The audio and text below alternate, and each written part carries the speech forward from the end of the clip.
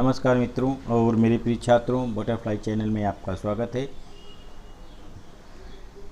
हिंदी विषय में आज हम 7वां पाठ साक्षात्कार लेकर प्रस्तुत हैं।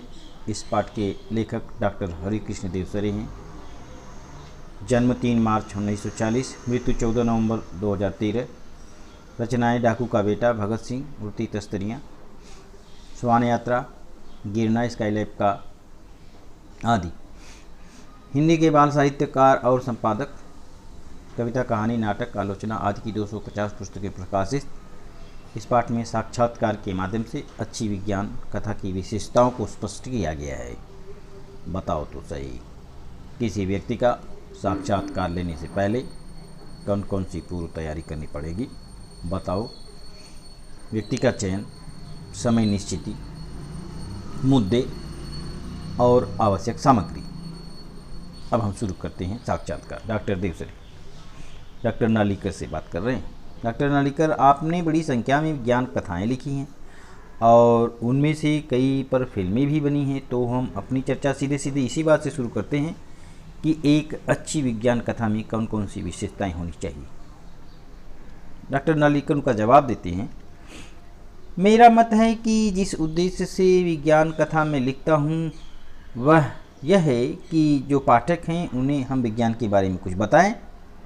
कारण यह है कि आज पाठक विज्ञान को बहुत दूर की चीज़ समझता है, विज्ञान से डरता है, सोचता है कि ये मेरी समझ से परे है, पर उसे ऐसा लगना चाहिए कि विज्ञान हमारे जीवन का अंग बन चुका है। वह किस प्रकार हमारे जीवन को प्रभावित करता है, यह बात अगर हम उसे किसी वास्तविक कथा से बता सकें तो विज्ञान के बारे में उसे कुछ रुचि हो सकती है। इस विचार से विज्ञान के जो नियम हैं उनको स्पष्ट करने वाले कुछ कथानक मैं चुनता हूँ जिसका वास्तविक जीवन से संबंध हो सके। विज्ञान कथा के माध्यम से मैं वैज्ञानिक दृष्टिकोण का प्रसार करना चाहता हूँ, लेकिन मुझे लगता है कि हमारे देश में विज्ञान का लोकप्रियकरण एक प्रमुख बुनियादी आवश्यकता है। जब तक लोगों में वैज्ञानिक दृष्टिकोण नहीं आता, हम भविष्य के भारत की कल्पना कैसे कर सकते हैं? इसलिए विज्ञान प्रसारकों के सामने यह बड़ी चुनौती है कि विभिन्न माध्यमों से विज्ञान का प्रचार प्रसार कैसे किया जाए। मैं अपनी यही भूमिका विज्ञान कथाओं के माध्यम से पूरी करने का प्रयास में लगाऊं। डॉक्टर देवसरे का अगला प्रश्न है, विदेशों में विज्ञान कथाओं का विपुल साहित्य लिखा गया है, जैसे उड़न तस्तरियों, दूसरे ग्रहों से आने वालों या दूसरे ग्रहों में जाने वालों को लेकर, और इसी आधार पर तमाम विज्ञान सीरियल, विज्ञान फिल्में बन रही हैं। क्या ये कथाएं हमें किसी प्रकार से वैज्ञानिक दृष्टिकोण नहीं देती? डॉक्टर नालिकर उसका जवाब देते हैं, ऐसी कुछ कथाएं अवश्य हैं जिसमें दूसरे ग्रहों से लोग आए या हमारे यहाँ के लोग दूसरे ग्रहों पर गए, जैसे स्टार ट्रेक धारावाहिक में हुआ या अन्य कुछ फिल्मों में। इनमें से कुछ में ही विज्ञान अच्छी तरह से यानी तर्क संगत रूप से देखने को मिलता है, लेकिन ऐसे कथानक अधिकांश रूप से अपवाद ही हो सकते हैं, जैसे H.C. वेल्स का वॉर ऑफ द वर्ल्ड। सामान्य रूप से जो कुछ हम देखते हैं वे ऐसे नहीं होते और उनमें वैज्ञानिक दृष्टिकोण के निर्माण की आशा करना कठिन होता है। वे मनोरंजन कर सकती हैं पर विज्ञान में आपकी रुचि नहीं जगा सकती। का अगला प्रश्न है डॉक्टर देवसरे का, अब यही सवाल उठता है कि विज्ञान तो सत्य पर आधारित होता है और कथा का आधार कल्पना होती है, तो किसी विज्ञान कथा में इन दोनों की मात्रा कितनी हो और कैसा तालमेल होना चाहिए? डॉक्टर नालिकर कहते हैं, इस बारे में मैं कहना चाहूँगा कि जिस दृष्टिकोण से मैं लिखता हूँ उसमें कुछ फैंटेसी का अंश आ सकता है, लेकिन वह भी इस प्रकार आता है। मान लीजिए आज हम विज्ञान का एक रूप देख रहे हैं, वह भविष्य में कैसा होगा इसके बारे में वैज्ञानिकों को कुछ कल्पनाएं करनी चाहिए, जिसे भविष्य की योजना बनाना कहते हैं। वह होनी चाहिए यानी आगे समाज किस मार्ग से जाए इसके बारे में कुछ विचार मंथन आज करना चाहिए। तो आज जो विज्ञान हम देखते हैं उसके ऊपर उसका तर्क विस्तार करने यानी आगे वह कैसा होगा इस प्रकार की कल्पनाएं की जाती हैं। डॉक्टर देवसरे बोलते हैं, डॉक्टर नालिकर, यह प्रश्न यह है कि एच.सी. वेल्स या जूल्स वर्न उन कथाओं में ऐसी कल्पनाएं कैसे कर सकें कि वे कई सालों बाद सत्य निकली। डॉक्टर नालिकर कहते हैं कुछ लोग वे होते हैं जिन्हें हम युग दृष्टा या भविष्य दृष्टा कहते हैं।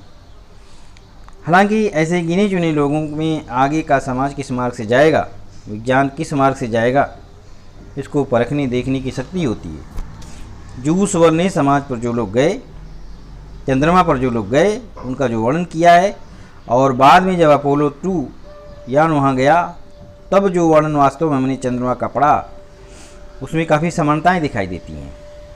डॉक्टर देवसुरे का अगला प्रश्न, एक वैज्ञानिक यदि विज्ञान कथा लिखता है तो निश्चित रूप से वह बहुत सशक्त होगी, लेकिन कोई अन्य लेखक यदि विज्ञान कथा लिखता है या लिखना चाहता है तो उसकी विज्ञान में गहरी पकड़ होनी अनिवार्य है, तभी संभवतः वह एक अच्छी विज्ञान कथा की कल्पना कर पाएगा।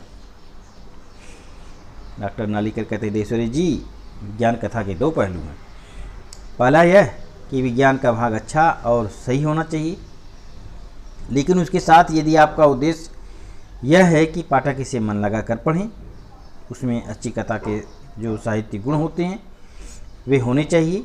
इसलिए अच्छी विज्ञान कथा में विज्ञान और अच्छी कथा के गुणों का संगम होना चाहिए।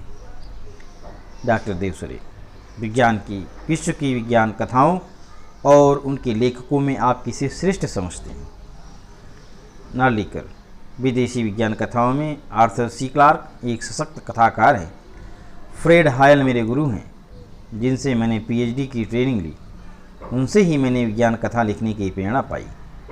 डॉक्टर देवसुरे का अगला प्रश्न, आपकी जो एक सशक्त विज्ञान कथा है अंतरिक्ष में विस्फोट, जिसको किशोरों ने बहुत पसंद किया और जिसका अनुवाद भी कई भाषाओं में हुआ है, उसमें आपने वही बात कही है जो इस चर्चा के आरंभ में आपने कही कि आप लोगों को भविष्य की वह कल्पना देना चाहते हैं जो संभवतः भविष्य में एक वैज्ञानिक सत्य के रूप में आ सकती है। इस कथा के बारे में आपका क्या विचार है? डॉक्टर नालिकर, ऐसा हुआ था कि पहले मैंने इसे एक छोटी सी कथा के रूप में मराठी में लिखा था, फिर मुझे लगा कि इसे किशोरों के लिए छोटे उपन्यास के रूप में बढ़ाया जा सकता है। इसी बीच दिल्ली से साहित्य अकादमी का पत्र आया कि आप हमारे लिए किशोर पाठकों के लिए कोई विज्ञान उपन्यास लिखें, तो मैंने उपन्यास लिखा। इसमें मैंने दिखाना चाहा कि तारे में भी विस्फोट होता है। यह विस्फोट तारे की आयु में बहुत छोटा सा क्षण माना जाता है, क्योंकि सूर्य जैसा तारा यदि 10-12 अरब वर्ष जिएगा तो उसके हिसाब से 2-3 हज़ार वर्ष मानव के जीवन काल में बहुत बड़ी अवधि होगी। इसीलिए मैंने सम्राट हर्षवर्धन के समय से 3000 वर्ष का कालखंड उसमें दिखाया कि विस्फोट का प्रभाव कितना हो सकता है। हम लोग ऐसा समझते हैं कि हम पृथ्वी के स्वामी हैं, इसको कंट्रोल कर सकते हैं, जो कि गलत है। अंतरिक्ष के जिस वातावरण में हम रहते हैं उसमें यदि कोई खतरनाक चीज़ आ जाए तो हम लोग उसका मुकाबला नहीं कर पाएंगे। डॉक्टर देवसुरे का अगला प्रश्न है, आज की पत्रिकाएं और लोग मानते हैं कि बच्चों को परी कथाएँ, भूत प्रेतों, चुड़ैलों आदि की कहानियाँ पढ़नी चाहिए, तो विज्ञान कथाओं के संदर्भ में इनके बारे में आपका क्या विचार है? डॉक्टर नालिकर, मैं यही कहूँगा कि जो बच्चे परी कथाएँ, भूत प्रेतों की कहानियाँ आदि पढ़ते हैं उनमें वैज्ञानिक दृष्टिकोण जागृत होने में बाधा पड़ सकती है, क्योंकि वे अंधविश्वासी अधिक बन सकते हैं। हमारे देश में अंधविश्वास ने अपनी जड़ें कितनी गहरी जमा रखी हैं, ये वे लोग अधिक अच्छी तरह से जानते हैं जो विज्ञान प्रसारक है। इसलिए मैं ऐसे बच्चों को सलाह दूंगा कि वे विज्ञान कथाएँ अवश्य पढ़ें। हम जब विज्ञान की नज़र से कुछ पढ़ते हैं तो समझ में आता है कि संभव क्या है, असंभव क्या है। विज्ञान कथाएँ नई दृष्टि, सोच और भविष्य की सार्थक कल्पना देती हैं। तो इस प्रकार से ये जो साक्षात्कार वाला भाग है समाप्त होता है। इसका स्वाध्याय हम तुम्हें दूसरी वीडियो में बना कर देंगे। तब तक के लिए धन्यवाद।